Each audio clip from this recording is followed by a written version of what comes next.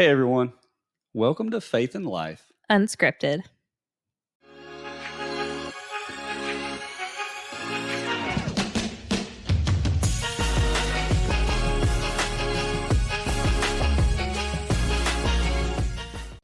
Today is our first episode of our marriage series.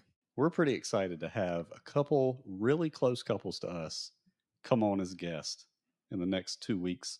We're going to have Nick and Anna Claire, who we actually walked through premarital counseling, and I was honored to be able to marry them about a couple months ago now.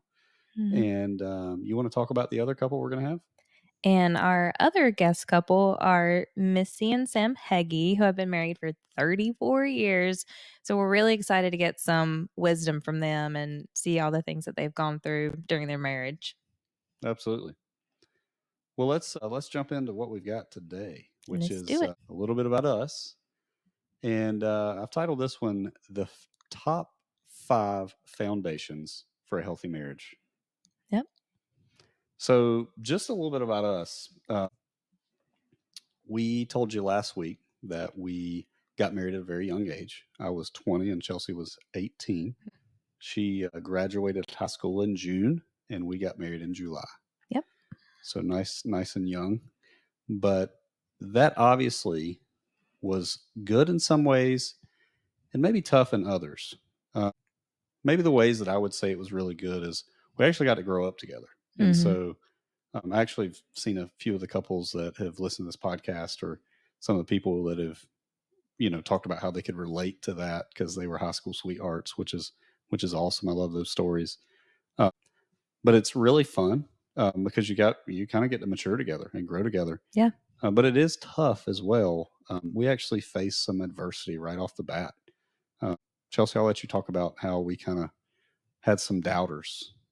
Yeah, I think there's a lot of stigma that comes with when you're so young and in love. People are just like, you haven't experienced life. Yeah. You need to go to college. You need to meet new people, get new experience. Then you'll kind of know if they're the one. So I remember when we first announced like we were getting married, you did ask for permission. With my family dynamic, and we'll get into that at another time. You did ask my mom first, and then my dad for permission, and my mother did say yes. Yep. But I think her one condition was as long as I went to college. Yeah. And that was never in question for me. Like I knew I would go to college, but it wouldn't be in the traditional sense, like 4 years living in a dorm. Like I was going to do it as a wife. That's right.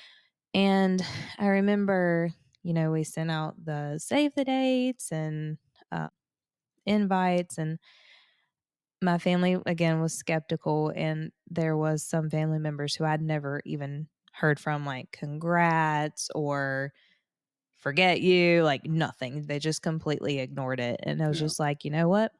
That's fine. If you don't want to support me, I'm going to live my life. And it is what it is. If you want to be a part of it, great. If not, that's your choice. So I think a lot of our friends were kind of at the time, we've grown into different friends now, but I think they were kind of just along for the ride. Like, that's cool. Y'all are getting married. Like, bachelor party. So yeah, we had different views and takes with the marriage so young, and even some of your coworkers were like, "Nah." Yeah, I've got a great story with that. I was actually thinking with your family, you are the type of person that if somebody tells you you can't, you love to prove them wrong. And so I think you actually probably use that as in some way maybe a push to like, I'm going to prove you that I will still go to college. I think that was one of the bigger things that was really doubted whether or not you would ever go to college or make it through college. And yeah, because it was like an assumption, like, oh, well, you're going to get married and then you're going to have kids and that's all you're going to do. Like, no one really said that, but you got that vibe from them. Like, you won't go to college. You're just going to have kids and do nothing with your life. And it kind of sucked to have that kind of support. That wasn't all my family, but That's right. some. So, well, and it did come with its challenges. Mhm. It certainly isn't something that's for everybody, because school was harder because you were married. Yeah. And it would have been a whole lot easier for you to go to school and been on campus and had everything right around you. But so back to my coworker, I had a really good friend at work at the time. We had worked together since I was 16 years old, and at this time I'm 20. So I recall telling him that we were getting married, and he looked at me and he's like, "What in the world is wrong with you?" He said, "That's never going to last." And I'm like, "What do you mean?" He said, "Man, you need to get out and experience life. I mean, you've dated the same girl for basically all your life. You need to get out and just experience life and, you know, see what's out there." And I was like, "Nah, man, I don't feel that. I mean, Mhm. she's the one." Uh, and I'll never forget. He said, "It'll never last 5 years. There's no way." And I said, "I'll bet you it will." And he said, "I'll put $100 on it." And I said, "Deal." And we shook on it. There you go. And I recall, we were married 10 years when he actually had commented on our Facebook post where we had posted an anniversary post or something Mhm. at 10 years. And he said, "Congratulations." And I replied and I said, "Remember our bet." That's all I told him. And 2 weeks later, I had a envelope at work that was mailed. This guy lives towards the coast. It was mailed to me, and it had $100 bill in it. Booyah. Yeah.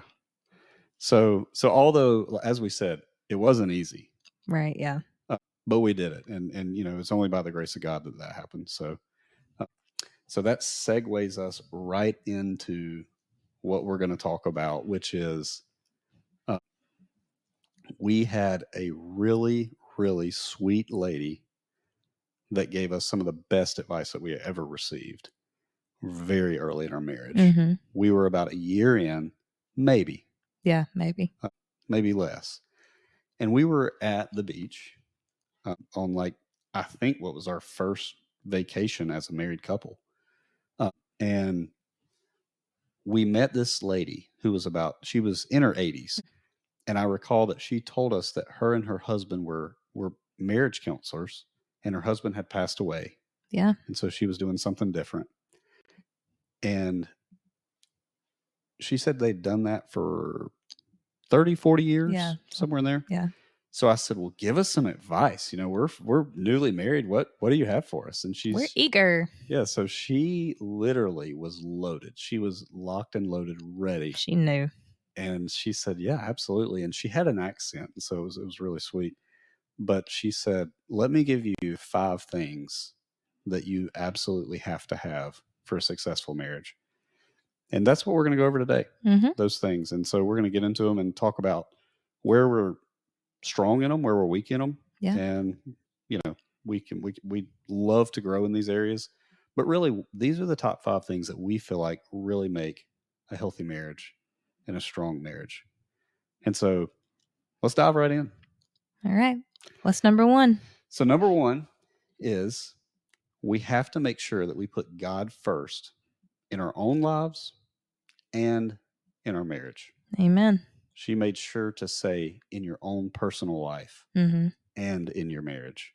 And I think that's so important. You need to come into the marriage with a strong foundation, but you need to maintain that foundation throughout the marriage. And then you have that together, Right. obviously. So,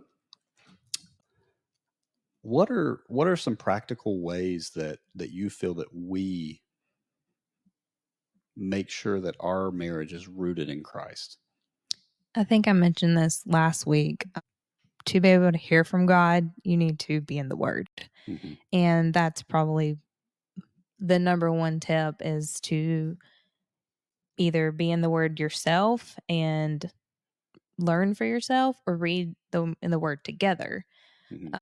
Because especially when you're reading together, you can feed off of each other and get different insight and input. And going into reading the Word leads to prayer time. Yeah. So whenever I do my own Bible study in the mornings, I usually try to follow up with a prayer either that got me thinking from the word or that's related to that passage. Same thing with us, we are we are not perfect. We are trying to do better with praying together at night. Yeah. I feel like we do a decent job praying with the boys. Uh, but me and you as a couple, like, as soon as we head to bed, we're like, good night. Like, Yeah. we're tired. And there's something so powerful and connecting when you pray as a couple Oh yeah. and feeling vulnerable with each other. And Yeah. and it's humbling, when you're in that quiet time, you're both together in the presence of God, just talking to him. Yeah. Yeah. I think it's important to know that where two or more come together, Christ will be there. The Holy Spirit will be there. And so, uh, I really, we were doing good at that for a while, and we've kind of fell off, and we prayed together the other night. But you know, I think that's something that we definitely could grow in, uh, but something that is really meaningful. Yeah. I agree with everything you said there. Another thing that I think is that we do to, stay Christ centered in our marriage is we disciple other couples. Uh, and that really just, when, and I've said it about leadership, you can't be a leader if you're not willing to do what the people under you do. Absolutely. And so uh, it kind of calls us up and out as Mm-hmm. we're discipling other couples. And I've had some of the couples that we discipled really ask us, hey, are y'all doing this? Yeah. And so, we feel obligated, like, we're going to do it. We're not just going to talk about it. We're going to be about it. Well, it's also hard to answer, like, when those questions come up. How are you going to answer them if you're not practicing what you're telling these youngins? Yeah. Practice what you preach. Yeah. So a couple of the ways we've done that is we actually walked three couples through the vertical marriage, which was a great, great resource. And we had just been through the weekend to remember. That was fun. And that was a good time. And I suggest that to any couple, particularly people who have been married a short period of time, newlyweds, and people who have been married a long period of time. I think that really would benefit both of those. Everybody, obviously, but I would definitely strongly suggest them. Yeah. Great, great ministry. But then we also walked probably 3 to 4 couples, and then a couple singles, I believe, through Financial Peace University, which is a big topic that people often forget when it comes to premarital counseling. Finances is big. Yeah. I think that is one of the biggest pain points for couples, and causes of arguments and Absolutely. stressors, anxiety. Yeah. Yeah. But for us, we've never struggled with that as far as like together. We've always been very clear, but the reason we're clear is because we were clear from the beginning. Right. So I think it's very important, particularly for newlyweds and people going into marriage, to be very clear with finances and who's going to pay the bills and manage the money and have the same goals. And we've not been perfect at it, for sure. We'll get into that sometime, but we've definitely learned through it. Yeah. Another thing that I think we do that helps us stay Christ centered in our marriage is just stay in community. Yep. Accountability. Yep, that's exactly what I was going to say. Is when you are in community, that is the time that people really see who you are, and not just we obviously go to a church that does community groups, which we absolutely love, but not just community groups, but we do something called DNA groups, which is just something where we're getting together with 2 to 3 gender specific groups. Yeah. Men and women. Yeah. And we're really going deep in each other's lives. And When we say deep, we mean like your joys and your sin struggles. Like, yeah, if it's in your heart and you're feeling convicted of it, you need to tell somebody. And that's what the DNA groups are for. So you can have that vulnerable space and with people you trust. safe space. Yeah. Yeah, that's the most important thing is you've got like-minded Christians there, and people, man, some of the things I'm overwhelmed thinking about it. Some of the things that have come out that have just been transformative for some of the guys that I've talked to. Has just been amazing. Just for them to be, I just feel overwhelmed to know that we've created a space Yeah. that people feel comfortable sharing some of their deepest, darkest sin struggles and battles that they're fighting. And just to be part of those really builds me up. And then also, as it pertains to our marriage, it, the more I share, the more they share. And so I want to be vulnerable. Mm-hmm. And so, yeah. So I think those are some good ones. Yeah. So number 2, this is one Chelsea always loves and laughs about. Oh. And she's heard it 100 times and rolls her eyes every single time I say it. Because I've y'all told ain't ready. numerous couples. But in the words of the 80-plus-year-old lady, literally, who gave us this advice, and I cannot say it like she said it because her accent was so hilarious. I was very taken back, and my face was probably pale white. But she was real, and she knew what she was talking about. Yep. And she said, sex, lots of sex. Mm. And so, obviously that's a topic that has been avoided a lot, I feel like, in the church. Yeah. And, the world has its own view about it. But I think that's a topic that's been really avoided in the church and, just amongst Christians. And so, what do you think? Obviously, in the church, we don't talk about it a lot. The Bible certainly talks about it.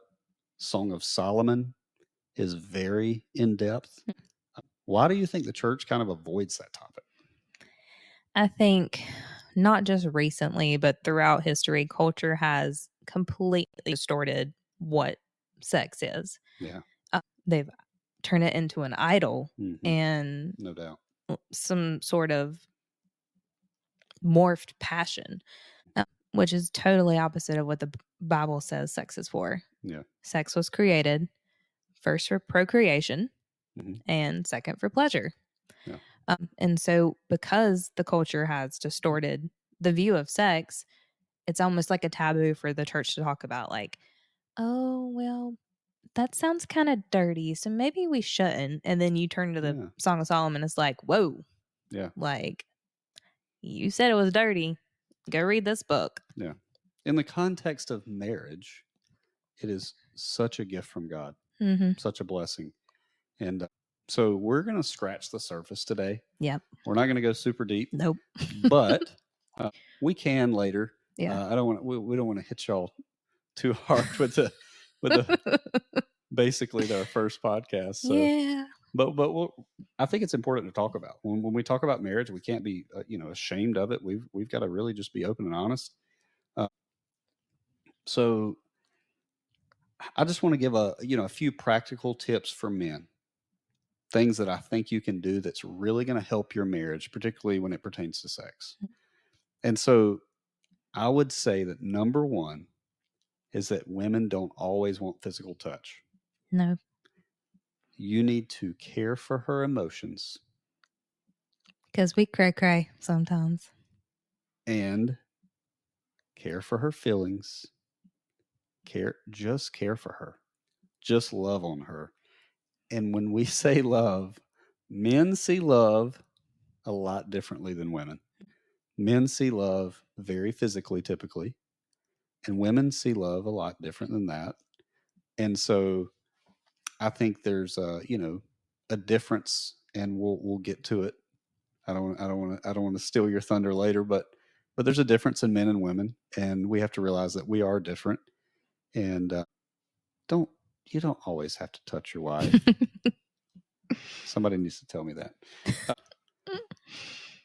And then the second thing that I would say is whatever you did to win your wife over when you were dating, don't stop doing it. Mm-hmm. And it's so easy. I mean, things such as like just opening the car door or, just wine and dine or some.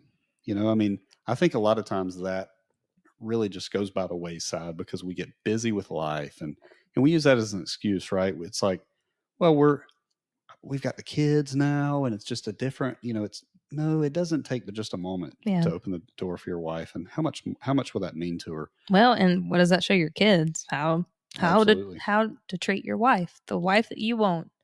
Yeah. This is how you should treat her. If we're called to love our wives as Christ loves the church, how should we act? And I think that that's the epitome of really what I'm saying. And and then the third thing that I would say, which is kind of funny, but it's legit.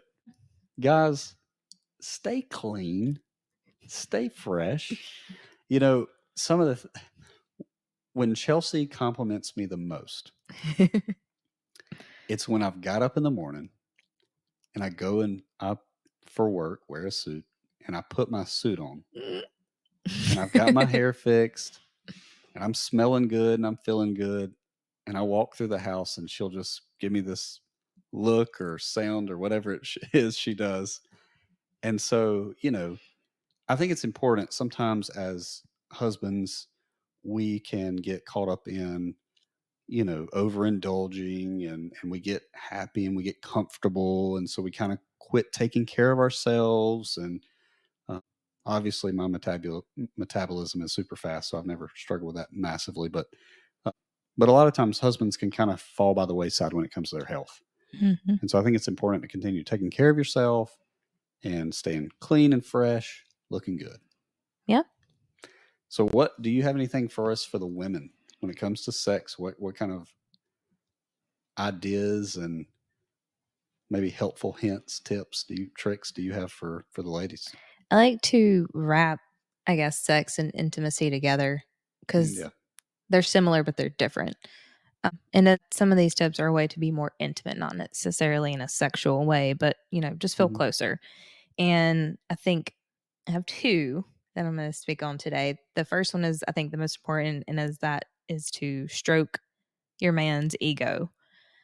Men like to feel wanted Hmm. and important. And I think as a wife and a mom, like, our kids come first, mainly because they do need the basic needs. Uh, but even just a simple, "Hey babe, you look good today," or "Thank you for doing such and such. Thank you for mowing. Thank you for Oh yeah, taking the trash." Like goes a long way. anything. Yeah. Makes me want to do more. Yeah. And I think we get so used to, like, either doing the same thing over and over, or we get used to our spouse doing the same thing, and it's just like, oh, they're just doing their normal thing, Hmm. and we forget to thank them. And I think that's very important to recognize how you're each contributing in a marriage, especially for the man, because again, the man wants to be the provider. When he's providing, let him know you appreciate him. That's good. And then my second thing, and I've heard this a lot, like either listening to other podcasts or just talking to other ladies, like in our group, uh, get out of your own head. For me, I'm a self conscious person.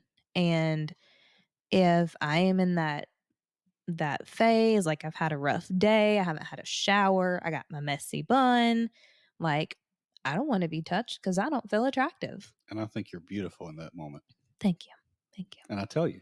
You do tell me, but I don't believe you. And that's a lot of where I get stuck is like, I don't feel pretty. So if I don't feel pretty, I know he doesn't think I'm pretty, which is not normally the case, probably ever. But I don't believe you. And I think that's just one thing, like another identity thing I talked about last week, finding your identity in Christ, not in your appearance or how you That's feel. good. Find your identity in Christ. And it's easier said than done, but that should bring you joy. Like, I am loved, I am cherished by Christ and my husband. That's good. Yeah. And I have to remind myself of that a lot. So, That's really good. yeah.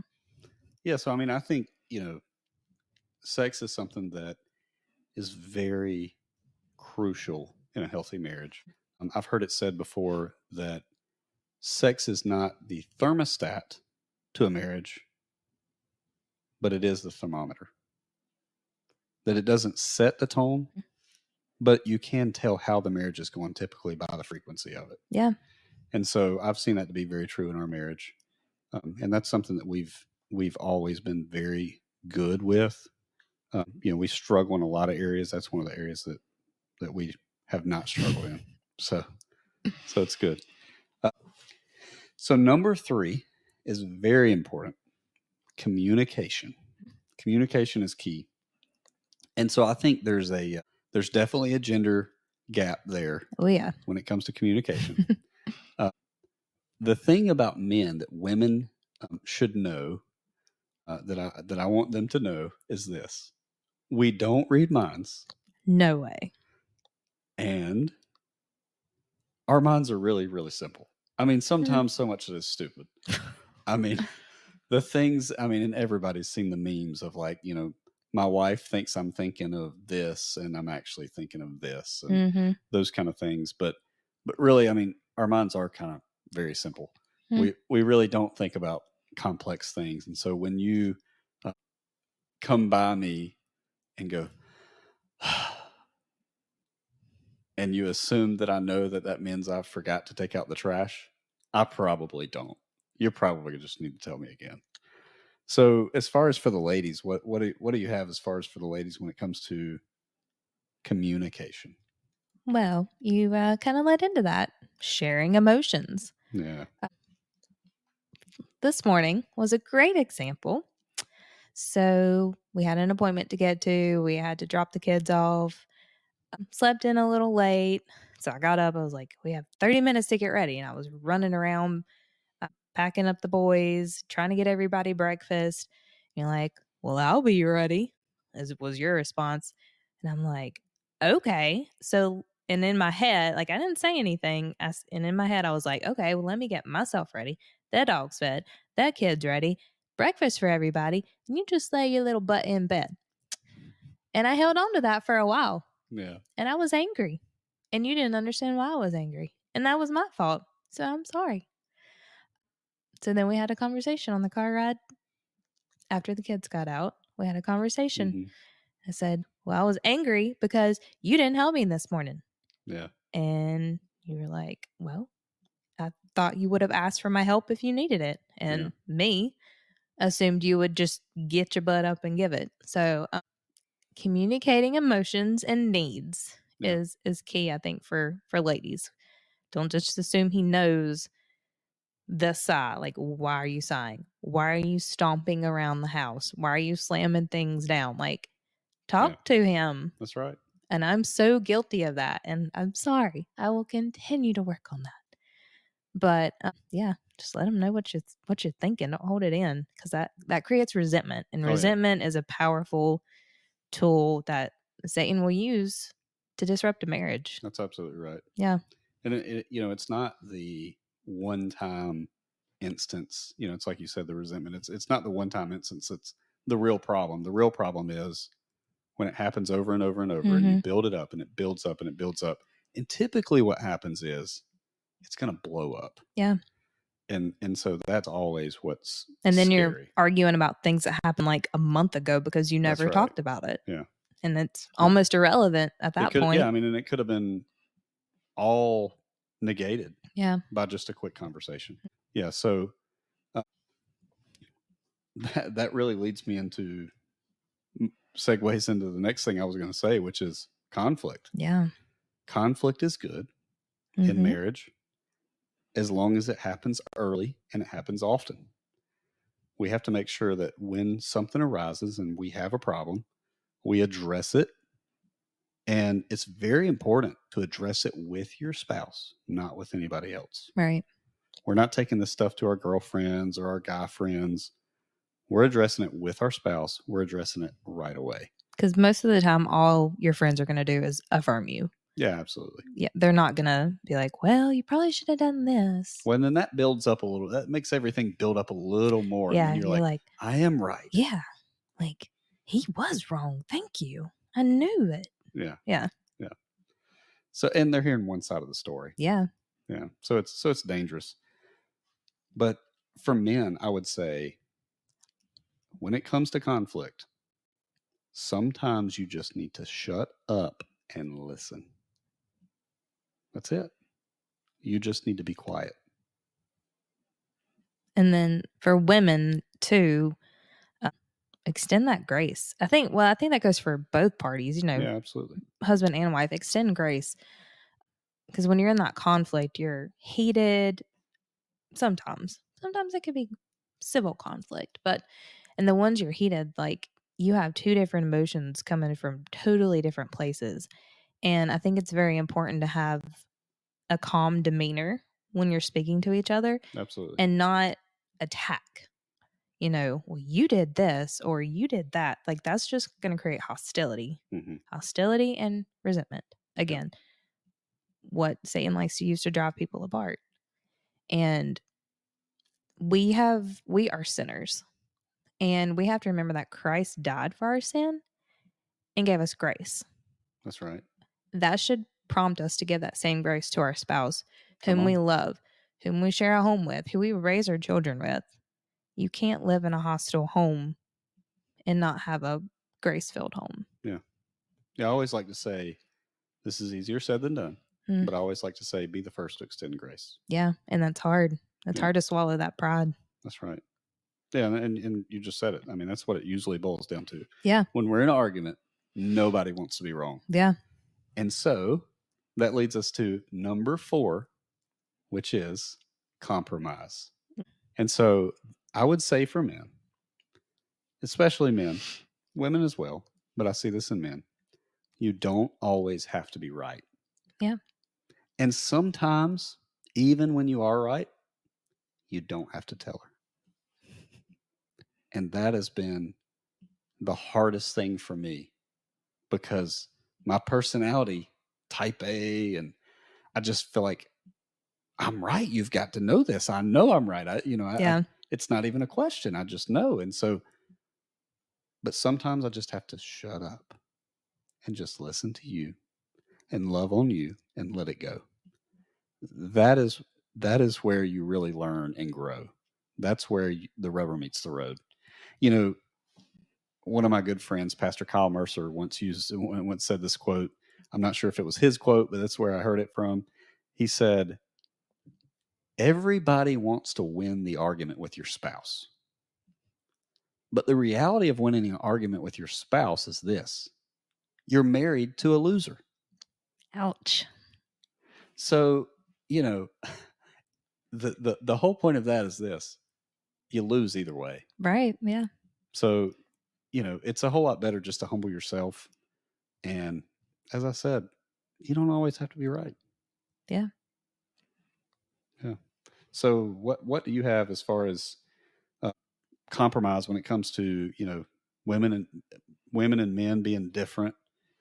And what kind of compromises do you see practically that you have to make in our marriage, or you see that other women have to make in their marriage? Yeah. And this compromise doesn't go along with like arguments necessarily, but one thing that I've learned, to become one. And when you're one, you should share similar interest, or at least try to do things together, Hmm.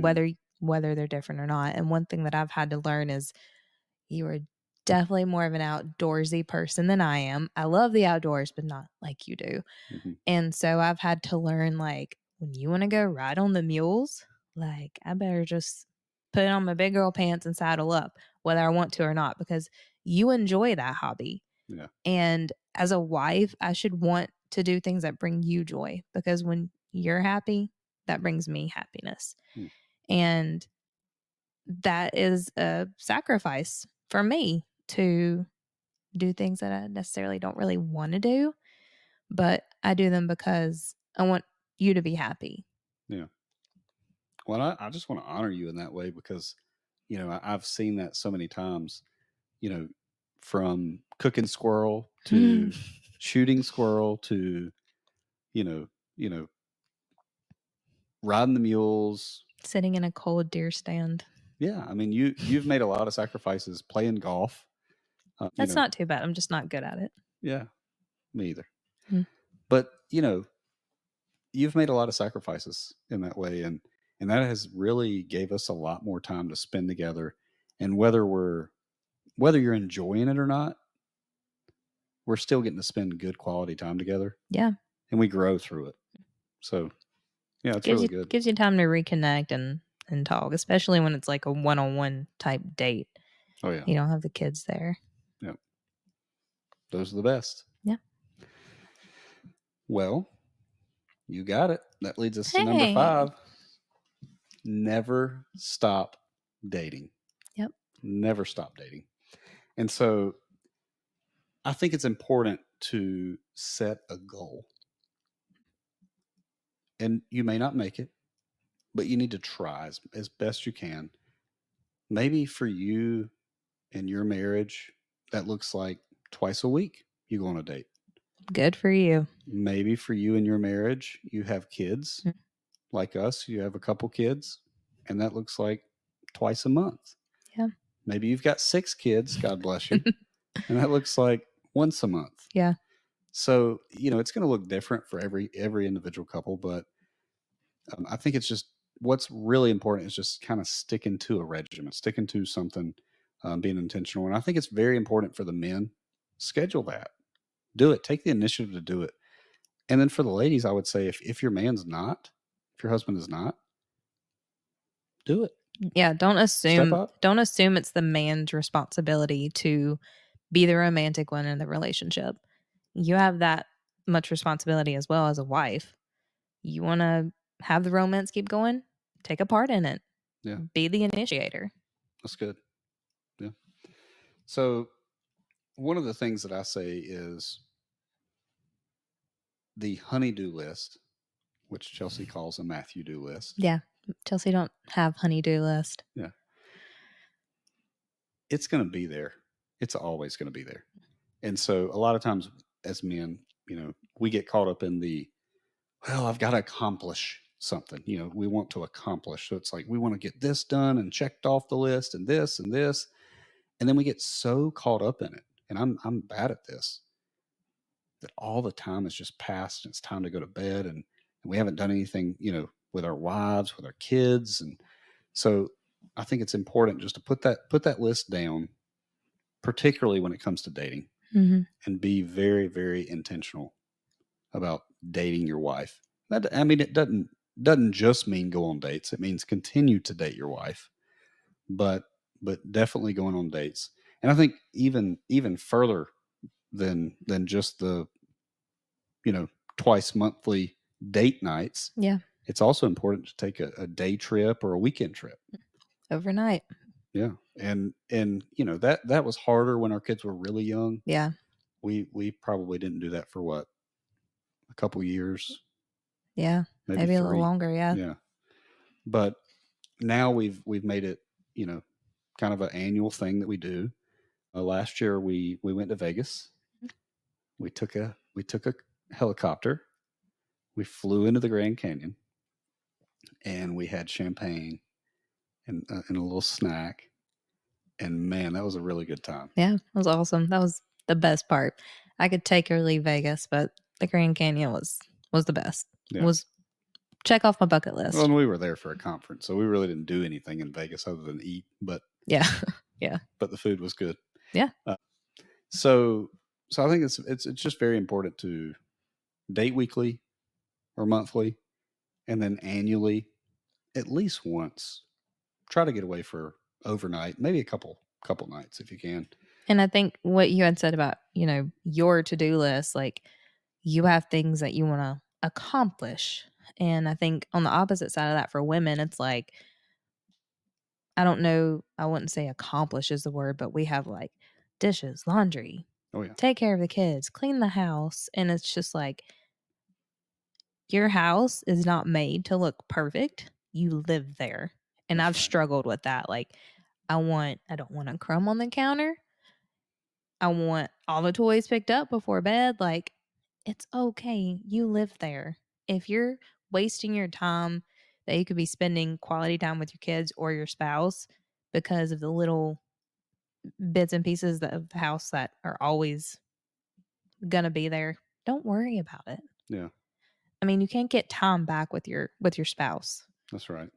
So that's my key takeaway. Yeah, and I intended to tell this story down the road when we talk about parenting, but I think it's worth telling now and maybe then as well. But obviously in what I do in funeral service, I get to see families from all different walks and from, grandma to baby. Yeah.